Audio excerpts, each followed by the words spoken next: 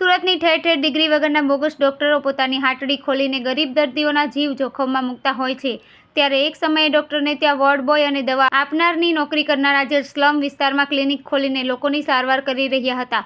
પાંડેસરા, ઉધના અને ડિંડોલી વિસ્તારમાં રેડ કરી ત્યારે એસઓજીએ 16 ડોક્ટરને ઝડપી લીધા હતા. બોગસ ડોક્ટરો ખાસ સ્લમ વિસ્તારને ટાર્ગેટ કરી ત્યાં ક્લિનિક ખોલતા હતા. ગરીબ અને શ્રમિક લોકોની સંખ્યા વધારે હોય છે. ડોક્ટરની ડિગ્રી અંગે તેઓ કોઈપણ પ્રકારની જાણકારી હોતી નથી. આ બોગસ ડોક્ટરો તેઓને પોતાની ઓળખ ડિગ્રીવાળા ડોક્ટર તરીકે આપે છે અને તેઓ અહીં આવીને સારવાર કરાવી લે છે. તાવ, ઉધરસ, મેલેરિયા જેવા રોગોનો સારવાર કરાવતા હતા.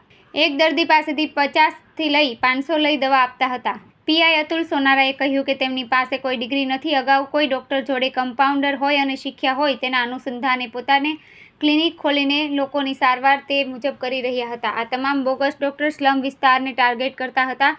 ખાસ કરીને ડિંડોલી, ભેસ્તાન, પાંડેસરા, લિંબાયતને ટાર્ગેટ કરે છે. તેમની વિરુદ્ધ ફરિયાદ દાખલ કરી જે તે વિસ્તારમાં પોલીસ સ્ટેશને આરોપીઓને સોંપવામાં આવશે.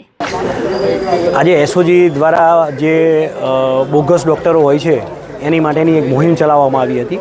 એના અનુસંધાને એસઓજીમાંથી 4 અલગ અલગ ટીમો બનાવી અને દરેક વિસ્તારની અંદર ગયા હતા. એમાં પાંડેસરાની અંદરથી જે કોઈપણ જાતના સર્ટિફિકેટ કે કંઈ પણ વગર, કોઈપણ ડિગ્રી વગર એવા બોગસ ડૉક્ટરો હતા, એવા 9 ડૉક્ટર અને ડિંડોલી વિસ્તારની અંદરથી 7 ડૉક્ટરોને ત્યાંથી પકડી અને એસઓજી ખાતે લાવવામાં આવ્યા હતા. જ્યારે દવાખાનામાં ગયા કઈ રીતના કન્ડિશનમાં પેશન્ટ હતા કે કેમ અને શું કેટલું કમાઈ લેતા? જ્યારે એસઓજીની ટીમ દ્વારા અમે સર્ચ કર્યું હતું ત્યારે તો જોતાં એવું જ લાગતું હતું કે આ હોસ્પિટલ જ છે એવું વાતાવરણ હતું. પેશન્ટોની બી લાંબી એવી કતાર હતી અને એ લોકો જેવી રીતે પ્રોફેશનલ ડૉક્ટર જ હોય એ જ રીતે એ લોકોને ટ્રીટમેન્ટ આપતા હતા.